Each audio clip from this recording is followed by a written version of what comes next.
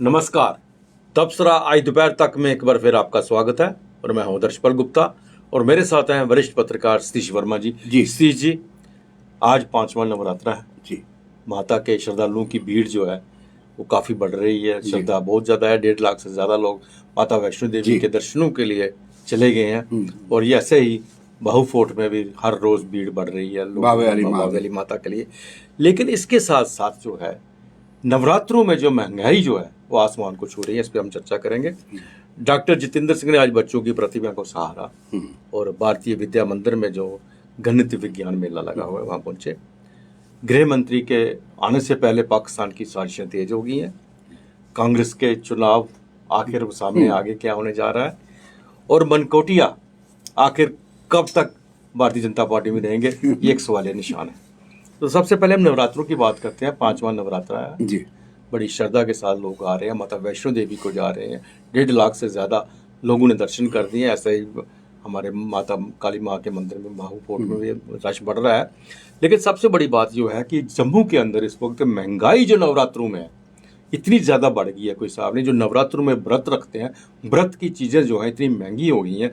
जो आलू हो गए, दूसरी सब्जियां हो गई, जो फल फ्रूट हो गए, बहुत ही महंगाई उससे बढ़ गई है। और सबसे बड़ी बात है इसके ऊपर चेक कोई नहीं है। आज जम्मू के अंदर यूथ कांग्रेस ने भी प्रोटेस्ट किया, शिवसेना जो इसकी अशोक गुप्ता की है उसने भी प्रोटेस्ट किया। उन्होंने तो यहाँ तक कहा कि रमजान के महीने में आप चेकिंग करते हो जी, और उसके साथ साथ रेट फिक्स करते हो हर चीज के, जो चीजें वो खाते हैं जी। हमारे नवरात्रों के व्रत होते हैं, हमारे नवरात्रों जो हम खाते हैं उनके ना रेट चेक किए जाते हैं ना फिक्स किए जाते हैं। लूट मची हुई है इस वक्त, महंगाई इतनी ज्यादा है कोई हिसाब नहीं। और बिल्कुल सही कहा उन्होंने, जब भी रमजान का, हम ये नहीं कहते उसमें क्यों करते हो भाई, अगर आप रमजान के महीने में चेकिंग करते हो तो नवरात्रों में आपको क्या तकलीफ है? नवरात्रों में क्यों रेट आसमान में चले जा रहे हैं? उसी तरह इस पे भी अंकुश लगना चाहिए। आज प्रोटेस्ट जम्मू में हो रहा है इसको लेके। नहीं, आप बिल्कुल ठीक कह रहे हैं। देखिए, हम प्रोग्राम से पहले बात कर रहे थे कि पहली बार लगा कि अशोक गुप्ता जो है शिवसेना डोगरा फ्रंट बिल्कुल एक आम आदमी की आवाज उठा रही है। पहली बार लगा। पहले कार्यक्रमों में ऐसा लगता है कि राजनीतिक सोच और मानसिकता के तहत प्रोग्राम होते हैं उनके, लेकिन पहली बार लगा चूंकि और उन्होंने जो विषय उठाए हैं और जो उन्होंने आपत्तियां जाहिर की हैं उस पर गौर करना एलजी साहब को बेहद ज़रूरी है, शासन को। कि आप वो उन्होंने कहा है प्रदर्शन करके कि रमजान के दिनों में आप तमाम तरह की सख्ती बरतें हैं, मुर्गे का रेट ये होगा, मीट का रेट, मटन का ये होगा और ये करना होगा आपको। लेकिन जो मतलब हिंदूवादी आवाज़ जब उठती है चौतरफा, और माँ भगवती के केवल जम्मू में नहीं पूरे देश में है, यात्री भी आता है उनको भी महंगा ढाबों में फिर खाना मिलता है, वो क्या संदेश जाता है? तो उन्होंने कहा है कि भाई पवित्र रमजान की तरह हमारे भी नवरात्रे, सब धर्म बराबर हैं और सबकी अपनी अपनी पूजा पद्धति अपनी अपनी है। इस वक्त पे क्यों ये आलू हो गया, साग हो गया, कद्दू हो गया, जो बढ़ती सामान है, उसके अलावा सेब और फ्रूट जो है वो महंगे क्यों हो जाते हैं? इसका मतलब ये है, ये कृत्रिम तौर पर रेट बढ़ाए जाते हैं। ये कोई पीछे से नहीं है, आर्टिफिशियल तरीके से, चाहे वो बिचौलिए हों या बेचने वाले हों, तो इस पे जरूर सख्ती होनी चाहिए। और हम समझेंगे ये अशोक गुप्ता का शिवसेना डोगरा फ्रंट, इसके लिए आज हम कहेंगे बधाई की बात है कि उन्होंने इस मुद्दे को, बड़े जेन्युइन मुद्दे को उठाया। और इसके अलावा यूथ कांग्रेस ने भी छटनी में किया। और हम समझते हैं कि देखिए, एक चीज़ तो हम देख रहे हैं पिछले एक अरसे से, एक जमाना था जब भाजपा यहाँ पर जब विपक्ष में थी, वो तमाम छोटे मोटे मुद्दों को लेकर आंदोलित होती थी, सड़कों पर उतरती थी। हमने खुद अपनी आंखों से देखा है। तब उनका दफ्तर कच्ची छावनी में होता था, वो चौक पे आ जाते थे। लेकिन एक बहुत लंबा अरसा हो गया, इतने फैसले हुए जो लोगों को पसंद नहीं आए, हर तरह की बातें हुई, महंगाई है और मुद्दे हैं, लेकिन भाजपा बड़े रहस्य में चुप्पी साध कर और बस कोई बम बड़ा धमाका हो तो पाकिस्तान है, तो समझ से परे है। लेकिन हम देख रहे हैं कि कांग्रेस में अब सड़कों पर उतरने की आड़ डाली, चूँकि बड़े साल इन्होंने सत्ता में रह के अपना ताकत दिखाई है। तो कुल मिलाकर देखा जाए कि नवरात्रों में बहुत ही एक अहम इशू है। बिल्कुल ये देखिए, रसोई से जुड़ा मुद्दा है और हर आदमी की जेब पर ये एक मायने में एक अलग से कोट एंड कोट और डाका आप है। देखेंगे 4 दिन के बाद नवरात्रे खत्म हो जाएंगे, इनके रेट डाउन हो जाएंगे। इसका मतलब जानबूझ करके नवरात्रों में इनके रेट बढ़ाए बिल्कुल, जा ये रहे हैं। आर्टिफिशियल महंगाई है, कृत्रिम। ये पीछे कोई ऐसा नहीं है कि कोई बारिश से तबाही हो गई या कोई और तूफान आ गया। ये सब त्योहार के दिनों में मौके की फिराक में रहते हैं।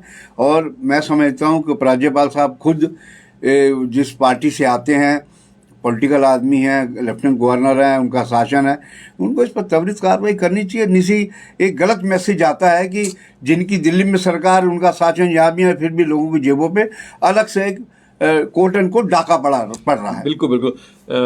डॉक्टर जितेंद्र सिंह जम्मू आए हुए हैं, तो आज उन्होंने वहाँ पे भारतीय विद्या मंदिर अम्फला में वहाँ पे गणित विज्ञान मेला लगा हुआ है। वहाँ जाके बच्चों ने जो वहाँ पे मॉडल बनाए हुए हैं, उन्होंने साइंस के मॉडल बनाए हैं, गणित के चीज़ें बना के रखी हुई हैं। उनको देखकर उन्होंने बहुत उनका प्रोत्साहन किया, उनको सराहाया है। और उन्होंने कहा है कि प्रधानमंत्री नरेंद्र मोदी की जो मेक इन इंडिया जो पॉलिसी है वो इसी के साथ चलती है। नहीं, बिल्कुल। देखिए, एक चीज़ हम लगातार देखते हैं, अपने डॉक्टर जितेंद्र सिंह जो सांसद है, कई बार लगता है कि दोनों संसदीय क्षेत्रों के यही सांसद हैं। मतलब इनकी जो जिस प्रकार इनको लोग प्यार करते हैं और जिस प्रकार में रिस्पॉन्ड मिलता है। हमने पीछे देखा था नहर के ऊपर जो जहाँ लेबोरेटरी है वो कार्यक्रम था, उसमें भी देखिए वो हालांकि उनकी कॉन्फ्रेंस नहीं है, लेकिन उनको कितना मान सम्मान दिया गया। और उन्होंने जो उस विषय पे जो बोला, वो भी अपने आप में एक अथॉरिटी से बात करते हैं। डॉक्टर जितेंद्र सिंह वेग बात नहीं करते।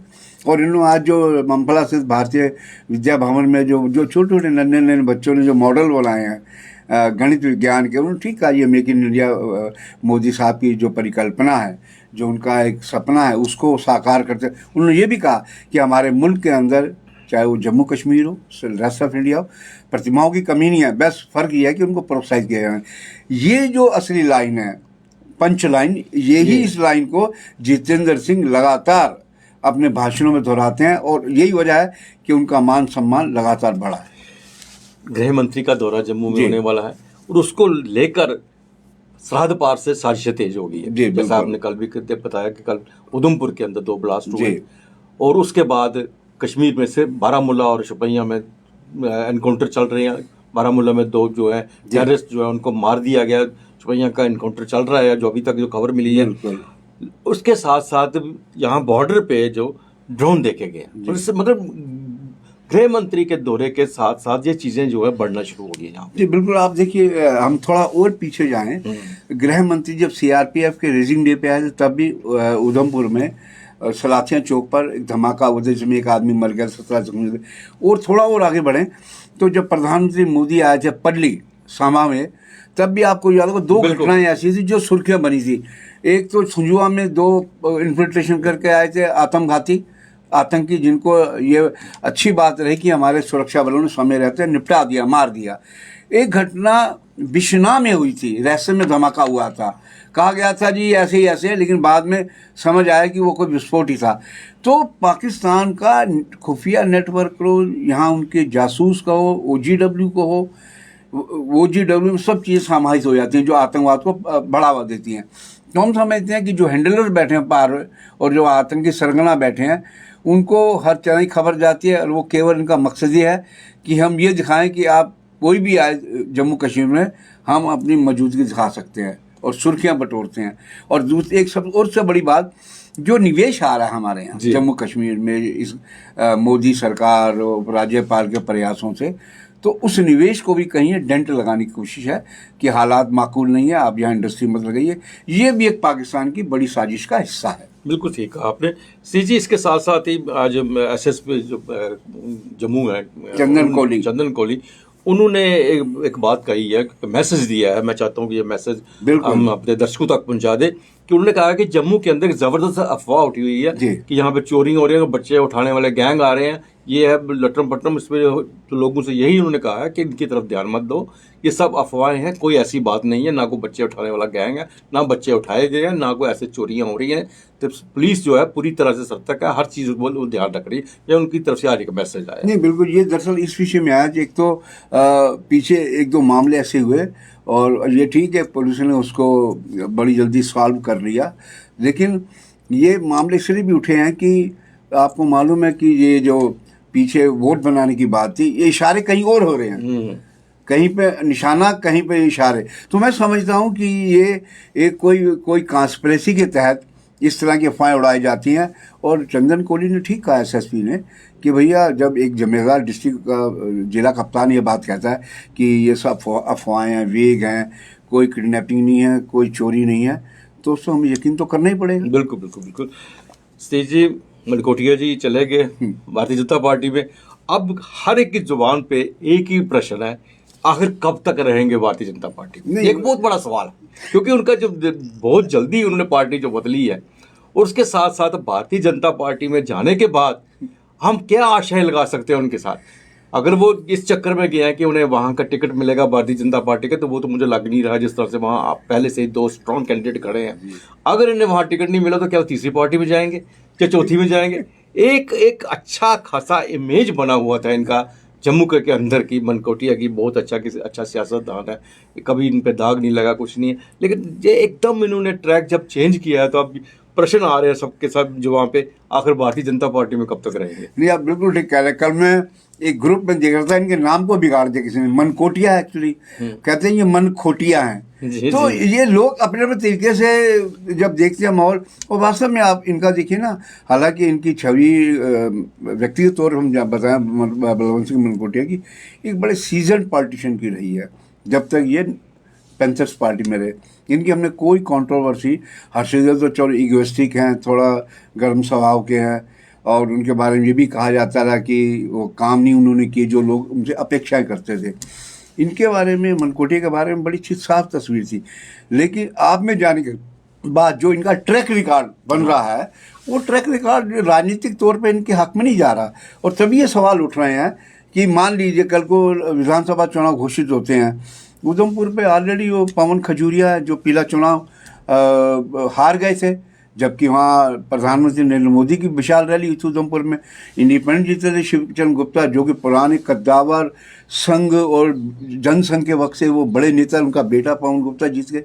तो ये आखिर कहाँ इनका, ये जो इन्होंने बड़ी जल्दीबाजी की है, इससे इनके स्थायित्व पर कि ये कहाँ रुकेंगे। और ये सवाल ठीक है, अगर मान लीजिए कल को टिकट नहीं मिलती किसी वजह से, जी, तो अगला इसका मतलब ये बीजेपी को भी छोड़ देंगे। तो ये जो चीज़ें कहते हैं ना, इनके ऊपर जो शक की तलवार है वो लटक जाएगी। कि गुलाम नबी आज़ाद जैसे देखो ना, 40 साल कांग्रेस में रह के यार कांग्रेस को ललकारने में लगे हैं, वो नहीं देख रहे कि आज अगर आज़ाद बने हैं तो कांग्रेस की देन है। तो इसी तरह इन्होंने तो खैर अभी कुछ हासिल नहीं किया, लेकिन हर जगह कहते हैं ना, सियासत में लोग नारा भले लगाएंगे। एक चीज़ और भी है जी, अगर हर्षदेव सिंह ने कल को बीजेपी ज्वाइन कर ली तो हाँ, तो उसको भी छोड़ेंगे। आ जाएगी ये। सही कह रहे हैं आप। इसका मतलब कि वो जहां ना पीछा करके जाएंगे। अभी तक आप जो है हवा में उड़ रही है, हवा में उड़ रही है। अभी जम्मू में वो अपने पाँव नहीं जमा पा रही है, कोई भरोसा भी नहीं है। केजरीवाल कह रहे हैं मुझे जम्मू कश्मीर में कोई जरूरत नहीं है, क्योंकि जम्मू कश्मीर से ज्यादा इंपॉर्टेंट वो बाकी देख रहे हैं, हिमाचल और गुजरात चुनाव है उसके, इसलिए कल को बड़ी बात नहीं है, कुछ नहीं कह सकते जब इनका, क्योंकि पैंथर्स पार्टी तोड़ दी। अगर पैंथर्स पार्टी को ही मजबूत करते तो मुझे लगता है कि आपसे और बीजेपी से भी टक्कर रह सकते थे। और वैसे भी कहा जाता है ना, राजनीति संभावना का खेल है। और अगले पल क्या होगा राजनीति में कोई कहना बड़ा मुश्किल है, इसकी प्रेडिक्शन बड़ा मुश्किल है। और ये जिस तरह अपना मनकोटिया ने मार्च में ज्वाइन की थी, अब क्या है, अब सितंबर है, 9-6 महीने मुश्किल से बीते हैं, महीना 2 महीने रहे, बाकी घर में बैठ रहे। और क्या नाम है, अपना बीजेपी में आ गए। तो हम समझते हैं इन पे शक की सुई तो घूमेगी। अब देखना ये है कि जब चुनाव घोषित होंगे, टिकट जो आप सवाल कर रहे हैं, जो लोग भी सवाल कर रहे हैं कि आखिर फिर इनका आखिर अगला जो घर कौन सा बनेगा, वो देखना दिलचस्प। वही कहा ना, 6 महीने पहले टोपी पहन के जम्मू में स्वागत किया गया था। आप देखते हैं भाजपा के झंडे लेके कितना इनका स्वागत होता है। श्री जी कांग्रेस के चुनाव में चल रहे हैं उनका, अब सारी स्थिति जो सामने आ गई, काफी उथल पुथल होता रहा, काफी चक्करबाजी चलती रही, राजस्थान से शुरू होकर गलौट से लेके जहाँ तक अब 2 कैंडिडेट सामने आए, तो उनको लग रहा है, जहाँ तक हमारा ख्याल है, मुझे तो लग रहा है कि हो सकता है एक ही रह जाए, लेकिन अभी तक तो 2 सामने हैं। नहीं, हाँ बिल्कुल आपने ठीक कहा। देखिए, एक शशि थरूर है, एक मल्लिकार्जुन खड़गे हैं। खड़गे जो हैं वो दलित समुदाय से आते हैं, और लगता है कि ये तीसरे चौथे व्यक्ति होंगे जो कांग्रेस के अध्यक्ष बन सकते हैं। कांग्रेस का बहुमत में झुकाव नेताओं का इनकी तरफ है। पहले के कामराज रहे, वो भी दबे कुचले समुदाय से आते थे। फिर बाबू जगजीवन राम रहे, वो भी रक्षा मंत्री, बड़े बड़े कद्दावर नेता, जो तो उनका नाम लेना बड़ा भारी होता था। तो मैं समझता हूँ कि ये तीसरे होंगे खड़गे जो कांग्रेस पार्टी के अध्यक्ष बनेंगे। और शशि थरूर चूँकि केरल से आते हैं, ये कर्नाटक से आते हैं, कर्नाटक में अगले साल चुनाव है, इनकी अग्नि परीक्षा है, केवल कर्नाटक नहीं, इनके अध्यक्ष अगर ये बन जाते हैं, संभावना इनकी ज़्यादा जताई जा रही हैं, तो इनके लिए चुनौती गुजरात और हिमाचल के चुनाव भी होंगे। क्योंकि कार्यकर्ता देखेगा कि हमारा जो नया अध्यक्ष आया है वो हमें कितना बूस्ट करता है, किस प्रकार की रणनीति बनाता है कि ताकि भाजपा और आम आदमी पार्टी से टक्कर दी जाए। तो मैं समझता हूँ शशि थरूर, देखिए शशि थरूर पर एक दाग तो है G23 ग्रुप का, जो और वो कह भी कही रहे थे कि आज़ाद निकल गए, वो कपिल सिब्बल चले गए, एक और चले गए, तो 3 लोग G23 से निकल गए हैं। तो अब समझ आ सकता है। पर एक हेल्दी चीज़ है ये कि अगर चुनाव अच्छी बात है, तो सबसे बड़ी बात है शशि थरूर की, वो सोनिया गांधी से मिलके आया, बिल्कुल से मिलके आके शिष्टाचार पूर्वक उसके बाद नॉमिनेशन भरी। बिल्कुल, ये बड़ी अच्छी परंपरा है।